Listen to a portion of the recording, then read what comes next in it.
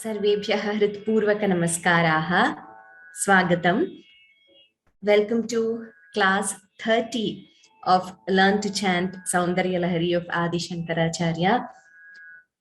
So last class we have completed learning till 72, but as we have been practicing so far, we will revise 61 to 70 today, and then we will continue in the next class from 73 onwards.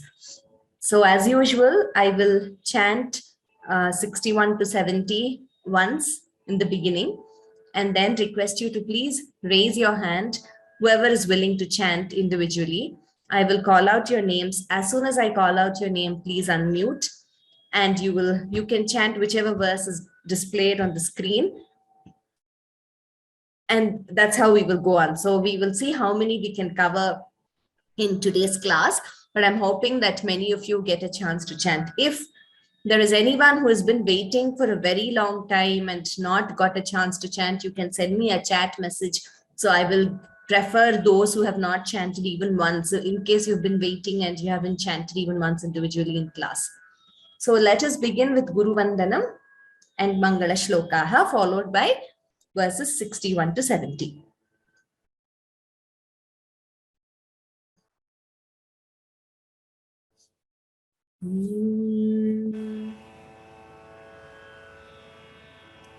गुरुरेव गतिर्गुरुमेव भजे गुरुणैव सहास्मि नमो गुरवे न गुरोः परमं शिशुरस्मि गुरोः मतिरस्ति गुरौ मम पाहि गुरो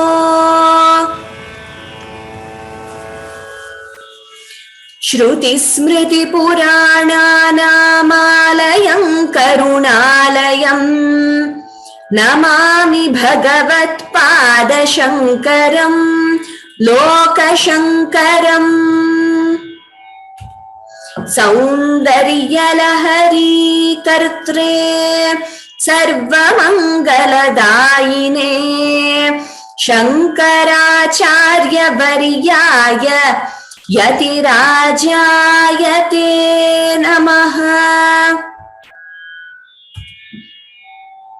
शङ्कारूपेण मच्चित्तं पङ्कीकृतमभूद्यया किङ्करीयस्य सा माया शङ्कराचार्यमाश्रये।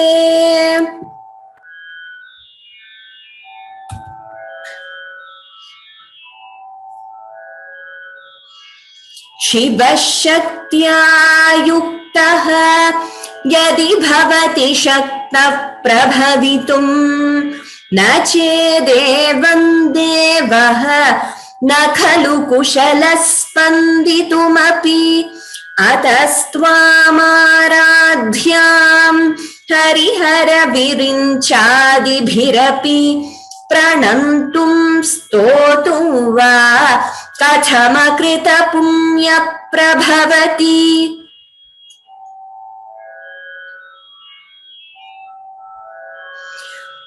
असौ नासावंशः तुहिनगिरिवंशध्वजपटि त्वदीयो नेदीयः फलतु फलमस्माकमुचितं वहत्यन्तर्मुक्ताः शिशिरकरनिश्वासगलितं समृद्ध्या यत्तासां बहिरपि च मुक्तामणिधरः प्रकृत्या रक्तायाः तव सुदति दन्तच्छदरुचेः प्रवक्ष्ये सादृश्यं जनयतु फलं विद्रुमलता न बिम्बं तद्बिम्ब प्रतिफलनरागादरुणितं तुलामध्यारोढुं कथमिव विलज्जेत कलया।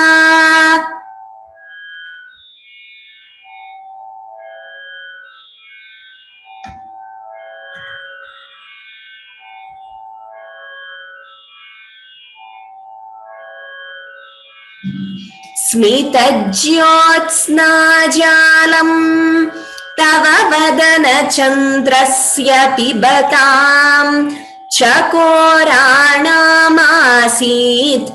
अतिरसतया चञ्चुजडिमा अतस्ते शीतांशोः अमृतलहरीमाम्लरुचयः पिबन्ति स्वच्छन्दं निशि निशि भृशङ्काञ्चिकधिया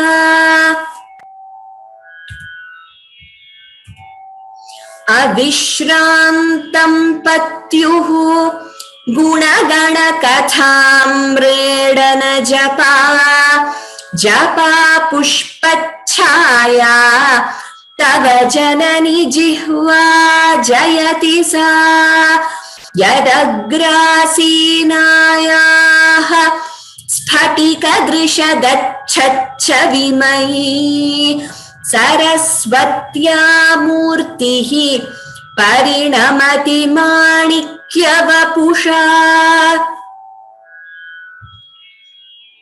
रणे जित्वा दैत्यान् अपहृतशिरस्त्रैः कवचिभिः निवृत्तैश्चण्डांश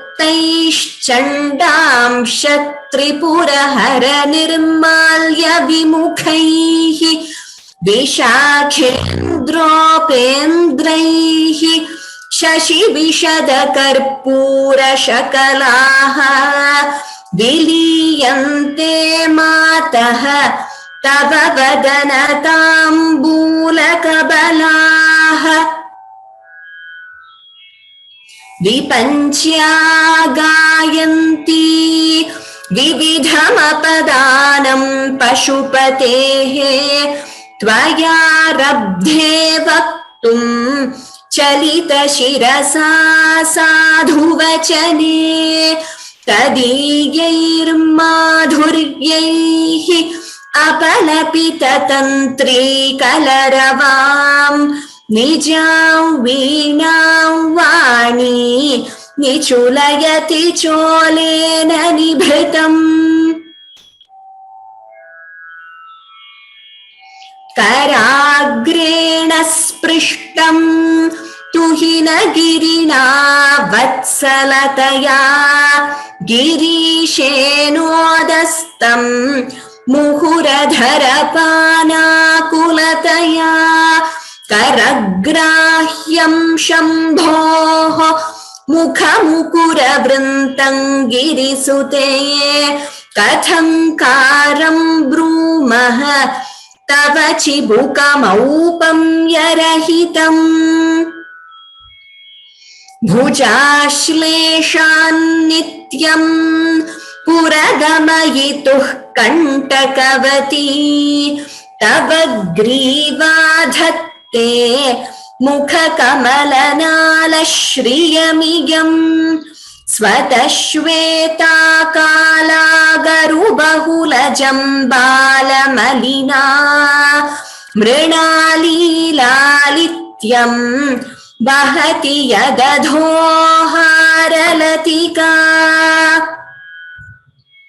गले रेखास्तिस्रः गतिगमकगीतैकनिपुणे विवाहव्यानद्ध प्रगुणगुणसङ्ख्या प्रतिभुवः विराजन्ते नानाविधमधुररागाकरभुवां त्रयाणां ग्रामाणां स्थितिनियमसीमान इव ते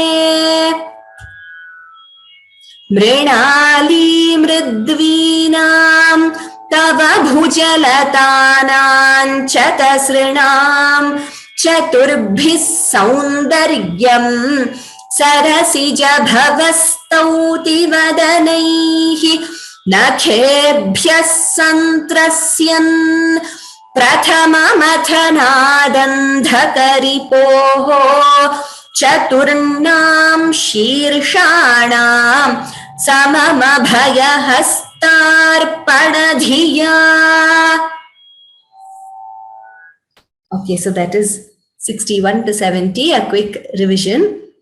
So I will call out the names of those who have raised your hands. Like I said, if anyone has not chanted till now, even once, request you to please let me know. I will call out your names first.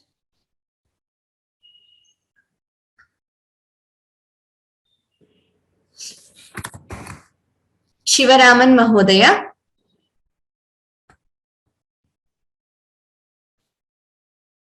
Please unmute. Namaskaram. Namaste.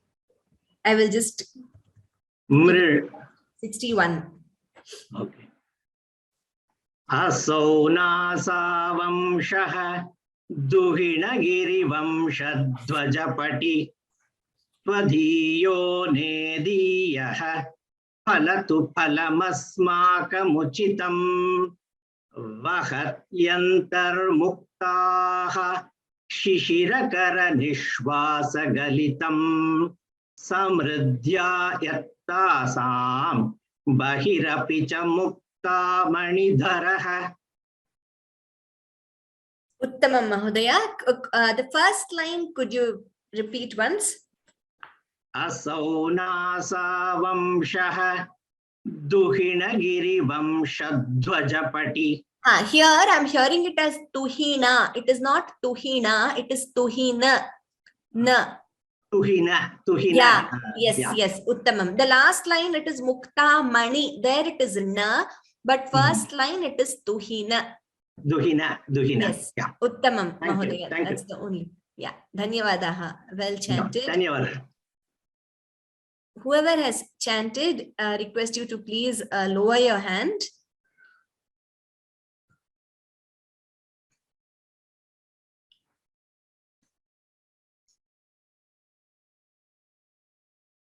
Vijay Lakshmi Bhagini, Vijay Lakshmi Kirtivasan Bhagini.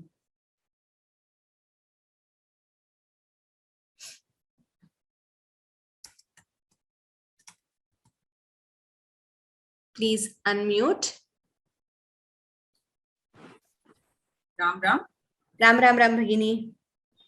Prakritya raktaya tava sudati dandachadaruchehe pravakshe sadrishyam janayatu phalam vidrumalata nabimbam tadbimba pratiphalana ragadarulitam tula madhyarodhum kathamiva vilajjeta kalaya.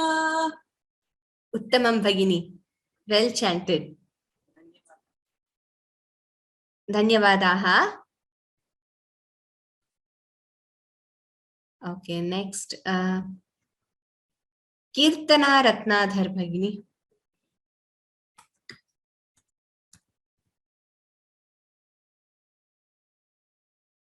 Yes, 63. Kirtana Ratnadhar Bhagini, 63rd verse. Ram madam. Ram.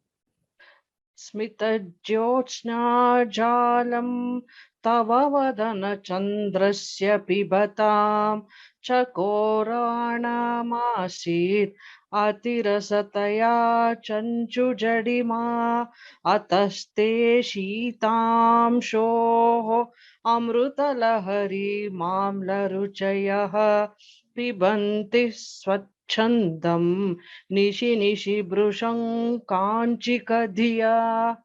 Uttamam Bhagini, two observations. First one, Bhrisham. Bha, Mahaprana should be clearer.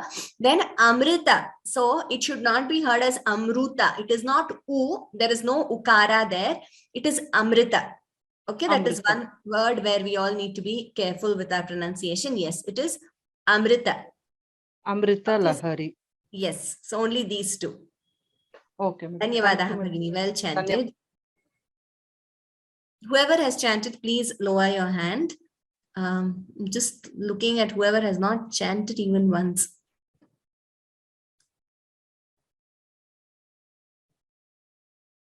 Meenakshi Bhagini. Okay.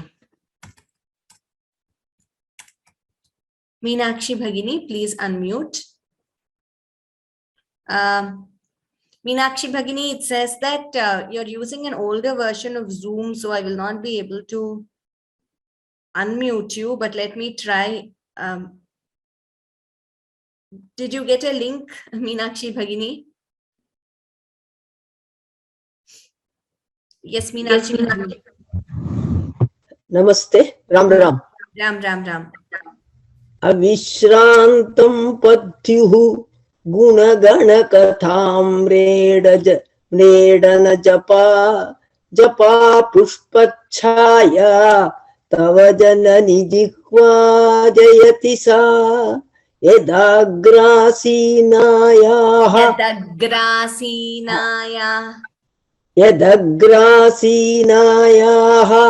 Spatika drushadachchavimayi saraswatya murtihi parinamati manikya vapusha. Uttamam Bhagini, yadagrasinayaha. And the first line, guna gana katham redana japa. That entire word we chant without pausing in between. Okay? 2 observations. Dhanyavadaha Bhagini. Dhanyavada. Thank you. Ram Ram Ram. Ram Ram Ram.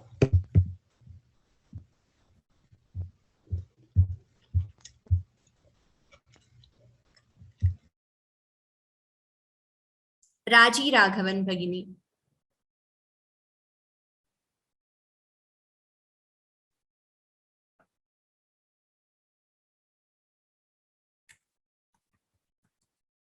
Raji Raghavan Bhagini, please unmute.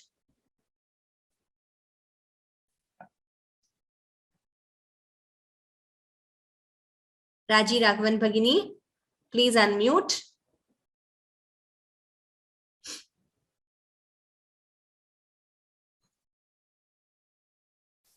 I'm giving you yes. Yes. Rane jitva daityan apahrita shirastai kavachibhihi nivrittai chandam tripurahara nirmalya vimukaihi vishakendro pendraihi shashi vishada karpura shakalaha Viliyante matah tava vadana tambula kabalaha. Uttamam Bhagini, here apahrita shirastraih kavachibhihi. Bha Mahaprana should be clearer. And nivrittaish chandamsha tripura. It is not nivrittais. There is no sa there. It is sha, like Shiva. So Vishakha, like that Shashi, that sha. So nivrittaish chandamsha tripura. It should not be heard as nivrittais chandamsha. That is wrong. Nivrittaish chandamsha tripura hara nirmalya vimukaihi. Dhanyavada.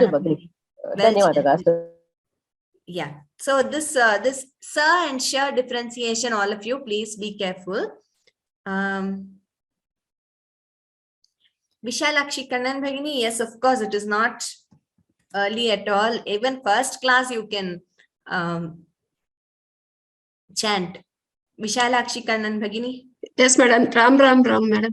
Ram Ram Bhagini. Yes, I have noted that you have not received the email with the Dvitvam video. I will send it to you, Bhagini. Sorry for the delay.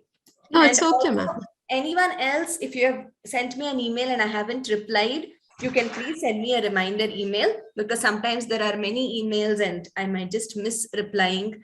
So it's okay if you remind me. Please do it.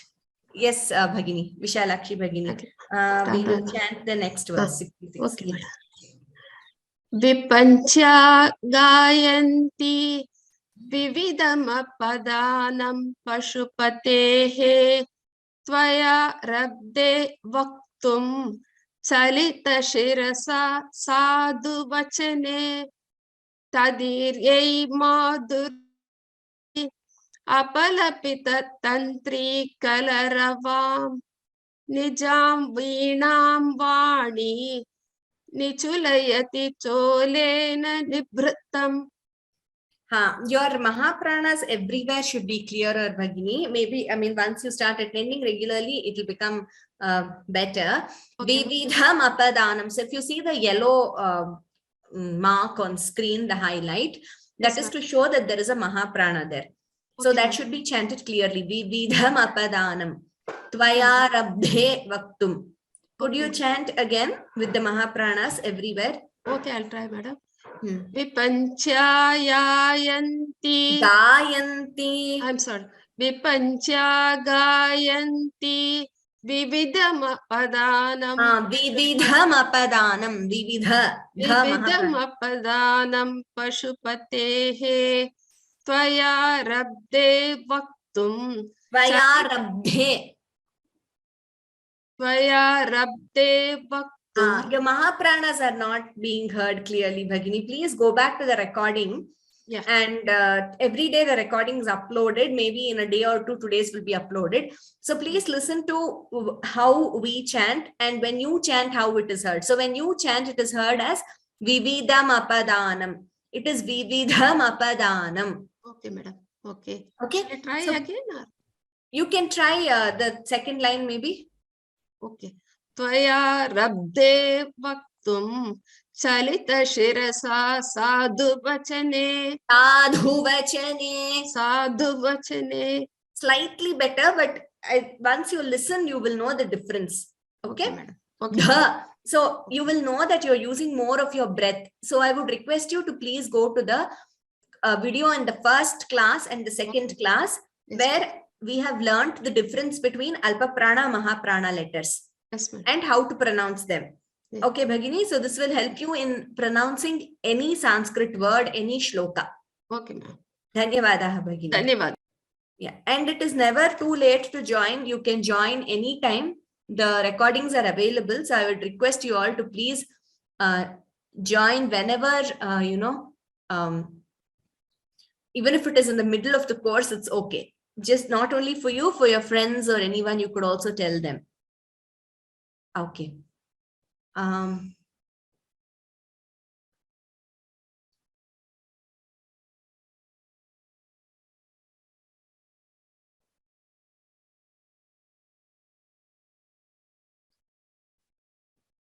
Sorry, I don't know why I'm not able to see who has raised their hand. Okay. Kirtana Ratnadhar Bhagini. Oh, you've already chanted. Okay.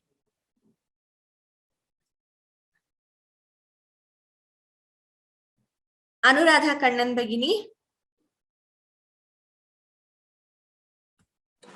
Ram Ram ma'am. Ram Ram Ram. Karakreణ sprushtam tuhina girina vatsalataya girisho nodastam. Girishenodastam. Sorry ma'am.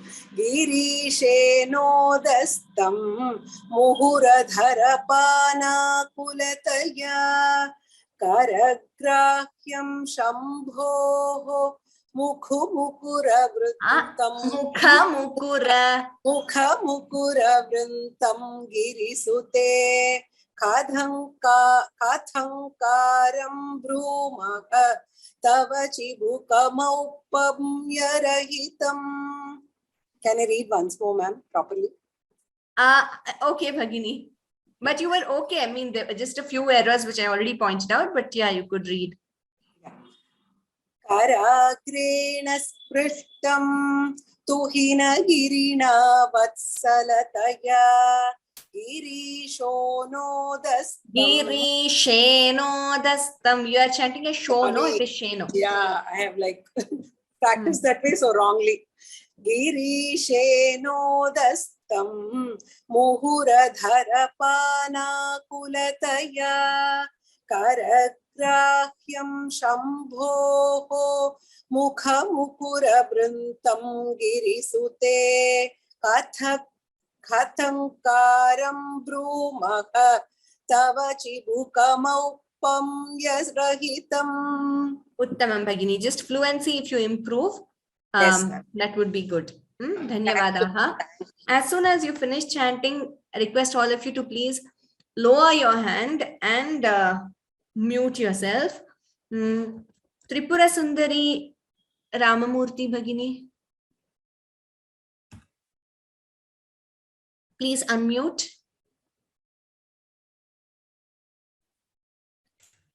Yes. Can you hear me?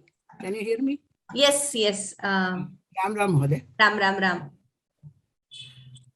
Bhujashloshani Bhuja, Shlesha. Same thing like the last verse. Yeah. Bhujashleshanityam. Shleshan, Bhuja, Shleshan, Nityam. Two nas are there. Bhujashleshanityam. Puradhamayitu kantakavati. Tava grivadhatte. Mukha kamala nalasriyamiyam. Nalashriyamiyam. Nalasriyamiyam. Svatashveta kalagarubakhula jambhala malina mrunalilalityam vahati yadhadoharalatika. Uttamam Bhagini, well chanted. The few changes, please note the ones which I pointed out. And the sa sha difference again. So Nalashriyamiyam, it should be heard as sha and not as sa. Okay.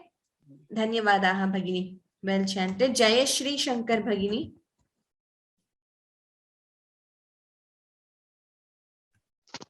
Namaskaram Bhagini. Namaste.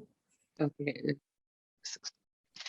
Ghale re Gale. It is not ghale, it is gale. Ga is alpa prana. Okay. Gale re khastisra. 1 minute. Gale re khastisra gati. Tisraha. Okay, but how if I join it, how will I do it? Rekha stisrar gati. Okay. Yeah, but I suggest you do not do it, because if you're not sure, then consistently you will have to, it's a good practice to be consistent. So if the Shruti rules, I mean the Sandhi rules are not very clear, then there is a chance of going wrong. No, I'm familiar with the Sandhi rules. Here I had a small doubt, so I was not sure. Okay. Gale re khastisrar gati gamaka geetaika nipune vivahavyanadha praguna guna sankhya pratibhuva virajante nana vidha madhura raga karabhuvam trayanam gramanam sthiti niyama simana ivate. Uttamam Bhagini, well chanted. Thank you. Dhanyavadaha.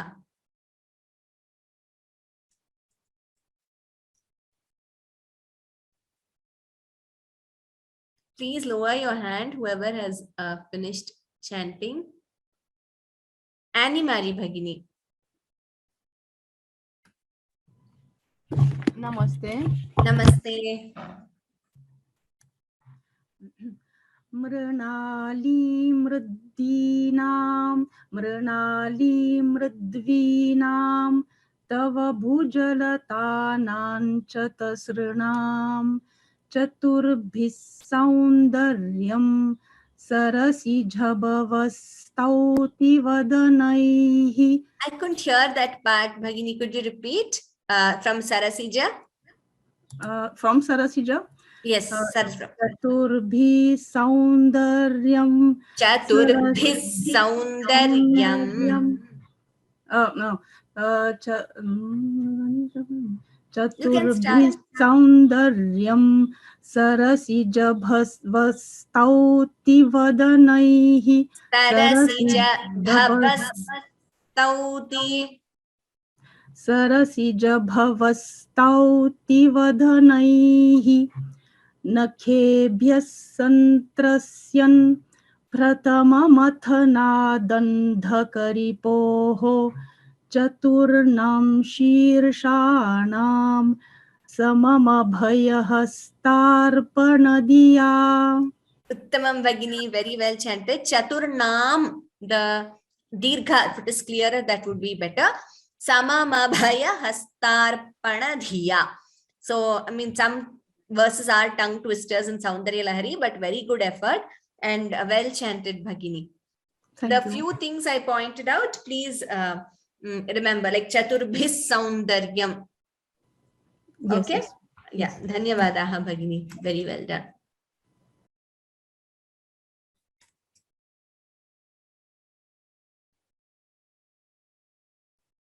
Ravi Mulukutla Mahodaya.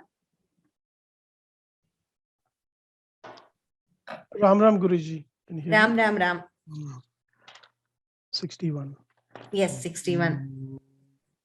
Asauna Savamshaha Tuhina Giri Vamsadhwajapati. Vamsha. It should not be heard as Vamsa. Vamsha. Tuhina Giri Vamsadhwajapati.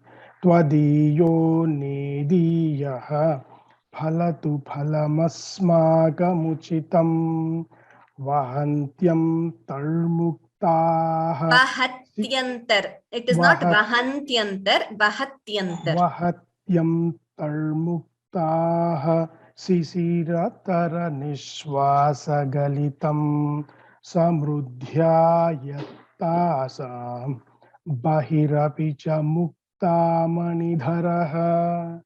Uttamam. Mahodaya, one thing, like I said, the sa-sha differentiation should be clear. Vamsha and shishira. It should not be heard as si, shi, sha, shishira kara. Yeah. And dhwaja pati, we should not prolong like that. We should, it is a hrasva. So we have to stop at dhwaja pati instead of prolonging as dhwaja pati. So these observations, Mahodaya. Dhwajapati. Dhwajapati. Dhwajapati. Yes. Yeah. Well chanted, Mahodaya. Dhanyavadaha.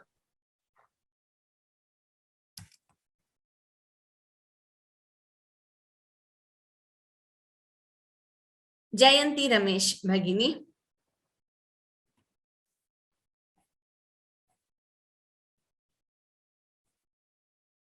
Please unmute Jayanti Ramesh Bhagini.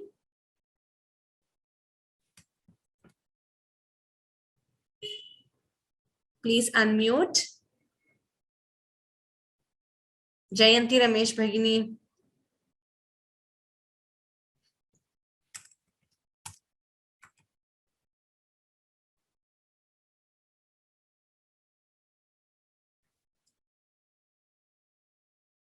Janhavi Satish Bhagini, please unmute.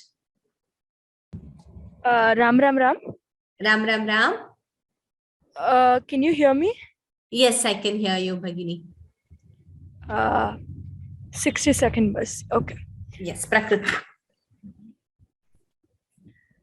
Prakritya raktayaha tava sudati dantachhadaruchehe pravakshye sadrishyam janayatu phalam vidrumalata nabimbam tadbimba प्रतिफलनरागादरुणितं तुला मध्यारोढुं कथमिव विलज्जेत कलया. Uttamam Bhagini, very well chanted, very clear. Each letter was pronounced very clearly. Very good clarity. Dhanyavadaha Bhagini. Dhanyavad. Very good.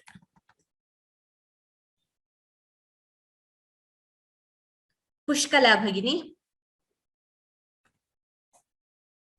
Ram Ram Ram. Ram Ram Ram. Smita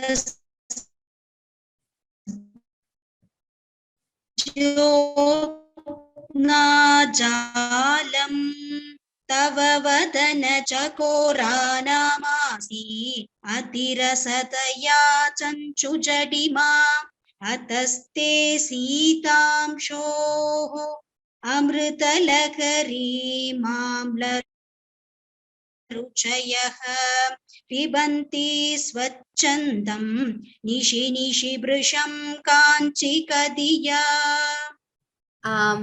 First of all, Bhagini, in the beginning I couldn't hear you because there was some net connection issue. And it is pibanti swachandam. It is not pibanti swachandam. Pibanti swachandam.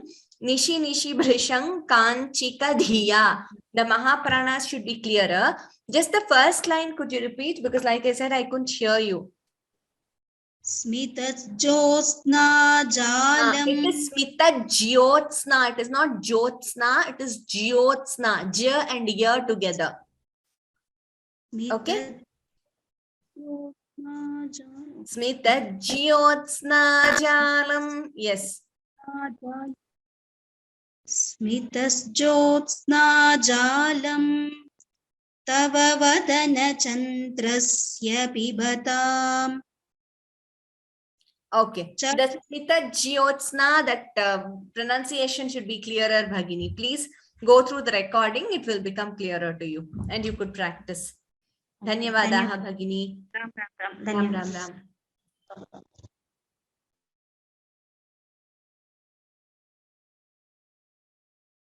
Kamala, Bhagini.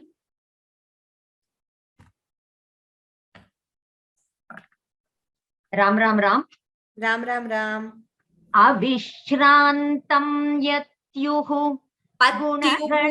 It is not yatyuhu, it is patyuhu. Patyuhu, sorry. Avishrantam patyuhu. Gunagana katam redana japa. Katha. Tha Mahaprana. Avishrantam patyuhu. Gunagana katha meda najapa. Katham redana japa. That's what I'm saying.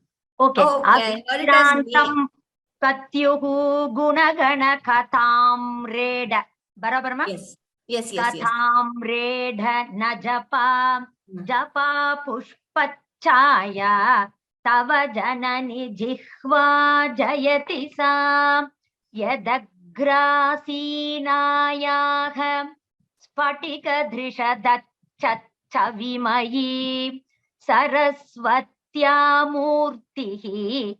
Parinamati manikyavapusha. Uttamam, Bhagini, well chanted. Apart from that first observation in that first line, it was good. Okay. Dhanyavadaha, Bhagini, well chanted. K. Padma, Bhagini. Ram Ram Ram. Ram, ram, ram. Rane jitva daityan apakruta shirasrai kavachibhihi. Shiras apahrita. Could you repeat that, please? Apakruta shirasrai kavachibhihi. Apahrita shirastrai kavachibhihi. Apahruta shirastrai kavachibhihi. Nivrittais chandam Nivrittais chandam sha. Nivrittais chandam shatripurahara nirmalya vimukhaihi.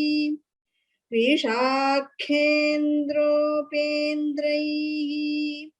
Sashi Vishadakar. No, sorry, Bhagini, it is not Sashi, it is Shashi. Shashi. Shashi Vishadakar Pura Shakalaha Viliyante Mataha Tava Vadana Tambula Kabalaha. Uttamam, Bhagini. Thank you. Well done. Please note the slight changes which I told you. So please remember those. Venkateshwaran Gopala Mahodaya.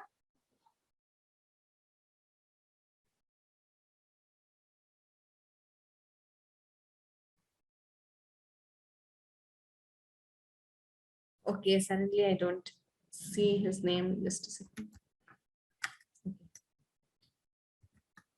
Yes, Venkateshwaran Gopala Mahodaya.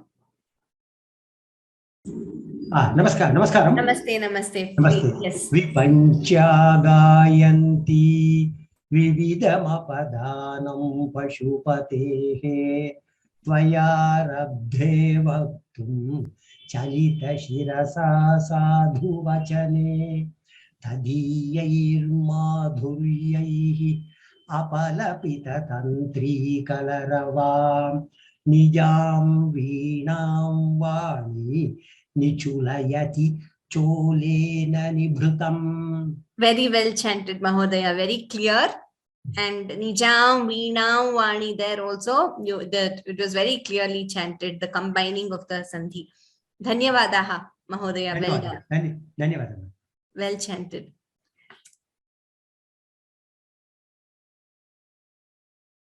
Rajeshwari Shivaraman Bhagini, did you chant? Not yet. Okay. Rajeshwari Shivaraman Bhagini. Ram Ram Ram. Ram Ram Ram. Karagreణ sprishtam tuhina girina vatsalataya girishenodastam muhuradharapana kulataya karagrahyam shambho mukhamukura-vrintam girisute Kathangaram brumah tava chibukamopam yarahitam. Uttamam Bhagini, well chanted. Thank you so much. Dhanyavadaha. Well done. Very happy to see that all of you are getting the pronunciation right and chanting clearly. Vaidehi Krishnan Bhagini. Ram Ram. Ram Ram Ram. Sorry, I'll start again. Yeah. Bhujashleshan nityam puradamayitu kantakavati tava grivadhatte mukha kamalanala shriyamiyam Svatashveta kala garu bahula jambala malinam mrinali lalityam vahati yadadhoharalatikam. Uttamam Bhagini, very well chanted. Very well done. Madhuri Bhagini. Please unmute. Ram Ram Ram, madam. Ram Ram Ram. Gale rekhastistraha gati gamaka gitaika nipune vivahavyanadha praguna guna sankhya pratibhuvaha virajante nana vidha madhura raga karabhuvam Trayanan gramanam sthiti niyamasimana yivate. Very good, Bhagini. Very well chanted, even combining the sandhis and all that. Very well done. Dhanyavadaha.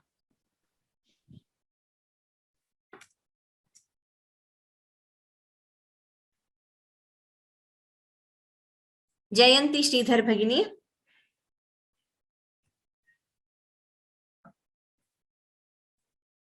Jayanti Sridhar Bhagini. Please unmute. Ram Ram. Ram Ram Ram. Mrunali mridvinam tava bhujalatanam chatusrunam chaturbis saundaryam sarasija bhavas stauti vadanai nakebhyas santrasyan prathama matanadantak nadandha karipoho chaturnam shirshanam samabhaya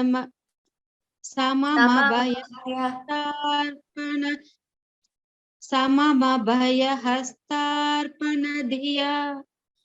So Mahapranas Bhagini consistently, I think you should improve. So Bhujalatanam Chaturbhis Saundaryam Sarasija Bhavastauti Nakhebhyas Santrasyan Prathama Mathana Dandhaka Ripoho. That line, there seemed to be some confusion. Chaturnam Na it should be clearer. Shirshanam samamabhaya bha samamabhaya hastarpanadhiya dhi. So please note these Bhagini Mahapranas we have to improve. So if you listen to the recording and practice, you will be better. Dhanyavadaha Bhagini. All of you, please go back to the recordings which are available on the course page and on YouTube. Please keep listening. Shravanam is a very good mode of learning. Padma Narayan Bhagini. Ram Ram Ram. Ram Ram Ram. Asau nasa vamshaha तुहिनगिरि वंशध्वजपटि त्वदीयो नेदीयः फलतु फलमस्माकमुचितं वहत्यन्तर्मुक्ताः शिशिरकरनिश्वासगलितं समृद्ध्यायक्तासां बहिरपि च मुक्ता मणिधरः. Uttamam Bhagini, just the second line, phalatu phalamasmakam uchitam. The pha, if it is clearer, that would be better. The Mahaprana pha.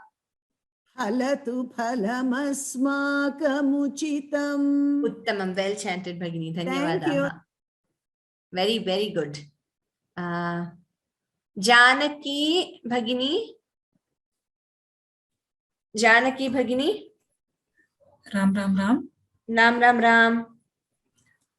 Prakritya raktayah tava sudati dantachhadaruche pravakshe sadrishyam janayatu phalam vidrumalata nabimbam twadbimba prathiphalana ragadarunitam tula madhyarodhum Kathamiva vilacheta kalaya. Uttamam Bhagini. Kathamiva. Just the tha is Mahaprana and ka is Alpaprana. Just that slight difference. And if you could improve your fluency and confidence in reading, it would sound much better. It will come with practice. Dhanyavadaha Bhagini. Dhanyavada. So we've already, all of you note, we have completed 70. So hope you all have started practicing. Because in the assessment, I mean, not that this is some exam or anything, but just to improve ourselves and to chant better, we will also be looking at fluency and clarity of pronunciation. Swati Bhagini.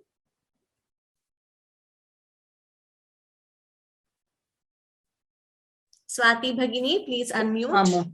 Yeah.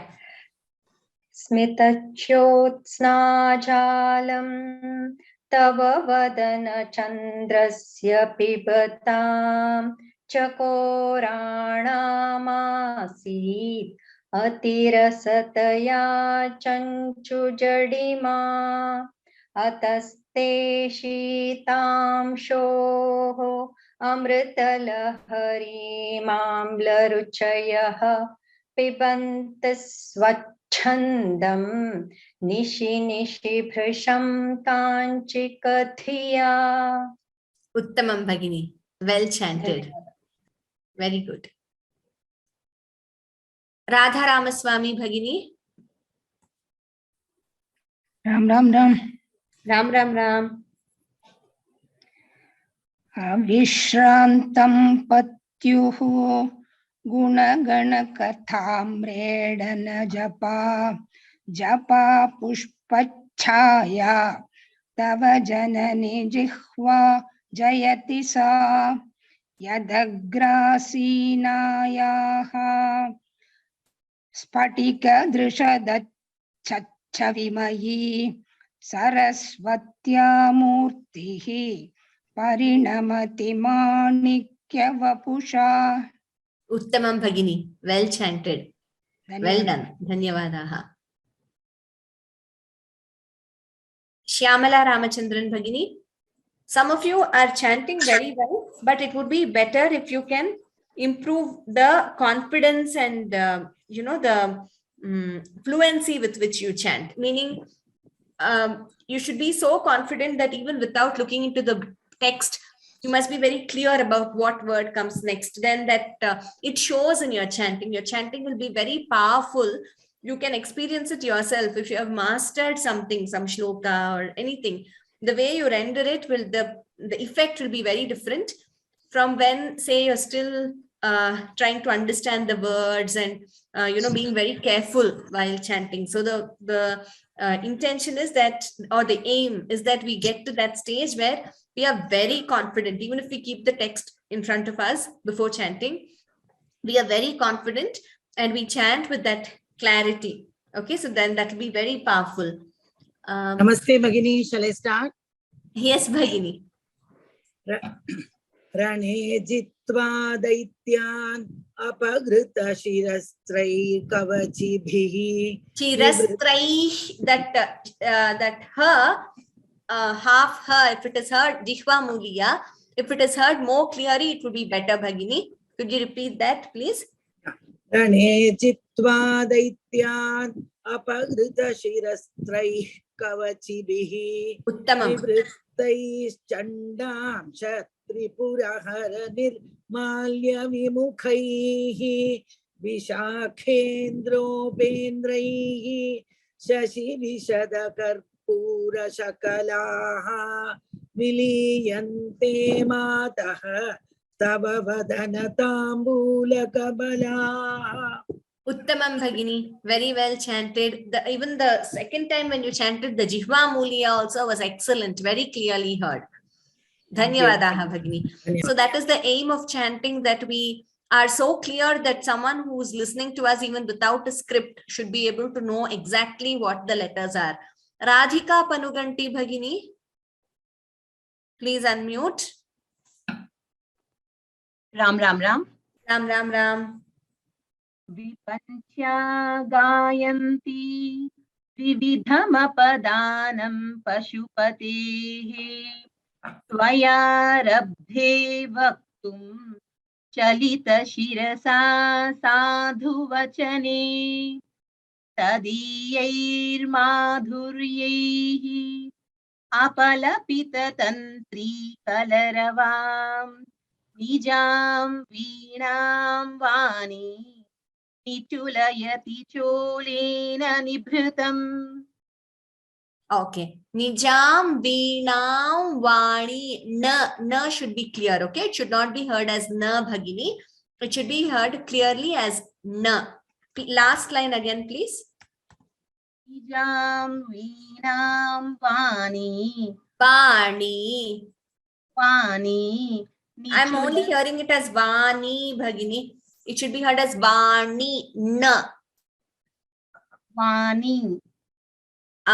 Better, but again, I would request you to get back to the recording. Probably you're making an effort, but it is not coming across clearly. Vani is what I'm hearing. It should be Vani, na. So we twist the tongue more when we say na. Okay? Okay. Dhanyavadaha, Bhagini. Please practice. Dhriti Bhatt, Bhagini. Namaste, Mahodaya. Namaste. You're studying, is it? Mahodaya. Okay. Kasyam Kakshayam. Navami Kakshayam. Uttamam. Vadatu.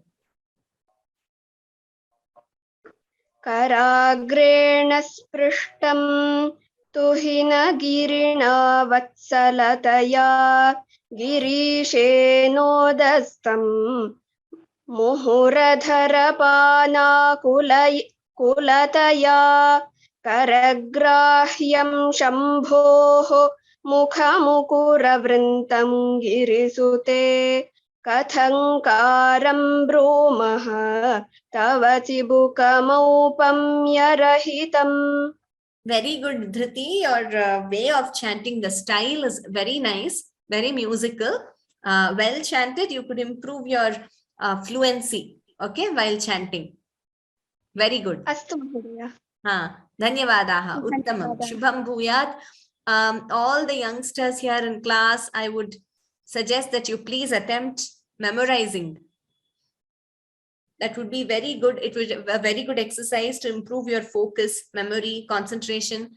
And also you'll have all the 100 verses at your fingertips. So please start memorizing. Rajalakshmi Krishnan Bhagini. Yeah. Can you hear me? Yes, Ram yes. Ram. I can hear you. Ram Ram Ram. Bhujasleshan nityam puradamayitu kantakavati tava grivadhatte mukha kamalanala shriyamiyam shvatashve Svatashveta kala garubahula jambala malina mrinali lalityam vahati yadadho haralatika. Uttamam Bhagini. So here, just that this sha sa difference. So bhuja shleshan nityam. Okay, that sha and sha. Bhuja shleshan nityam. Much better. And svatashveta, even in the third line. Svatashveta kala.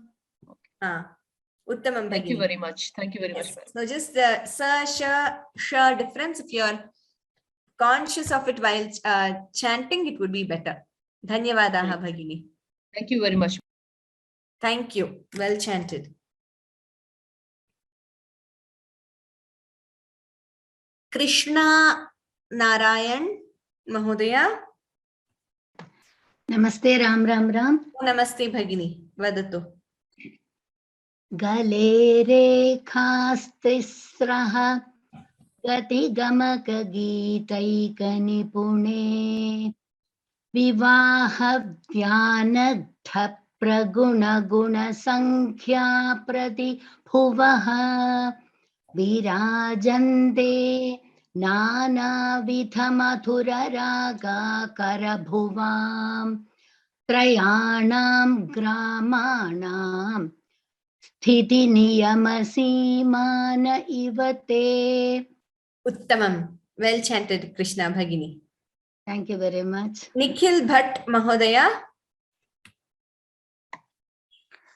Ram Ram Ram, madam. Ram Ram Ram. Mrinalim mridvinam. Mrinali. Could I listen to it again? Mrinali na. Mrinalim mridvinam. Tava bhujalatanam chatashrunam. Bhuja. Bha Mahaprana. Bhujalatanam chatashrunam. Chatasrinam. It is not Chatasrinam. Chatashrunam. Okay. That I'm hearing it as sh. It should be sa. Chatasrinam. Chatashrunam. Better. Okay, madam. You could listen to the recording and practice. Yes, ma'am. Chaturbhis saundaryam sarasija bhavastauti vadanaihi nakhebhyas santrasyan prathama. Santrasyan, not Santrasyan. Okay. Nakhebhyas santrasyan prathama mathanat andhakaripoho Chaturnam Shirshanam Shirshanam na. Shirshanam Samam Abhaya Hastarpanadhiya. Hastarpana na. Pana.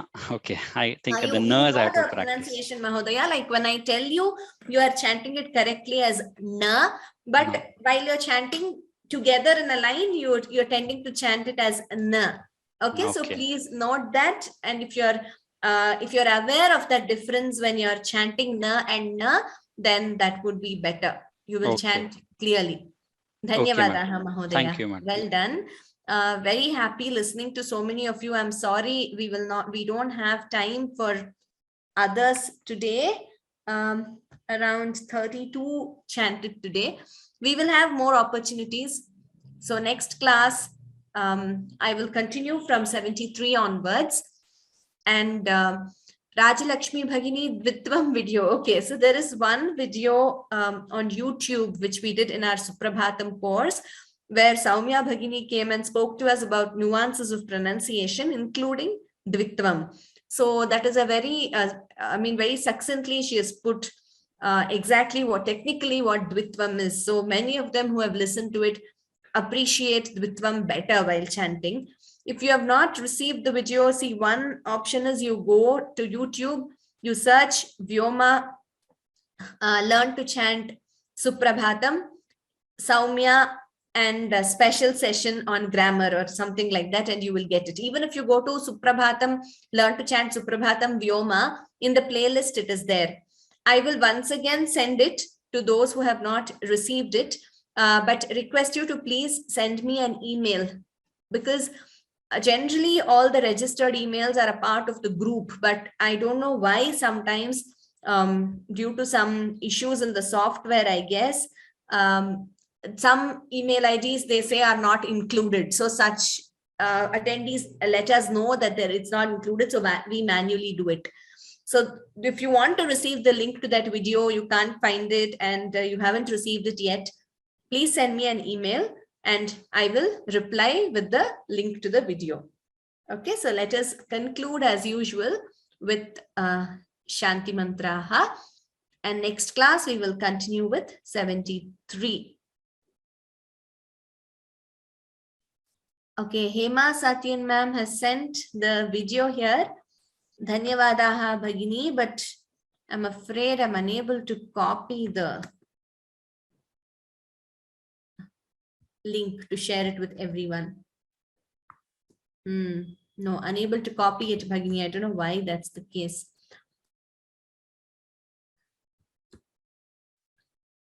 Okay, let me just...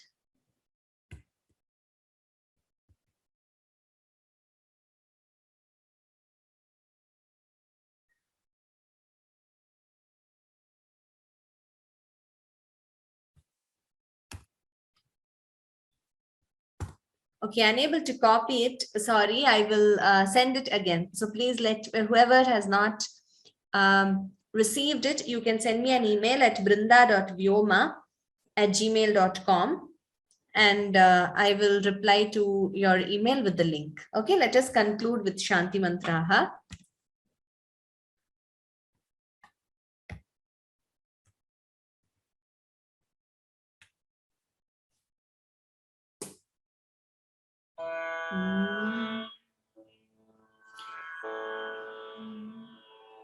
Sarve bhavantu sukhinah, sarve santu niramayah, sarve bhadrani pashyantu, ma kaschid dukkha bhag bhavet. Om Shanti Shanti Shanti. Dhanyavadaha. Thank you very much, all of you. It was wonderful listening to you. So next class we will continue with 73. Please keep practicing. We will meet you next class, Sunday at the same time. Punar milamaha. Ram Ram Ram. Dhanyavadaha.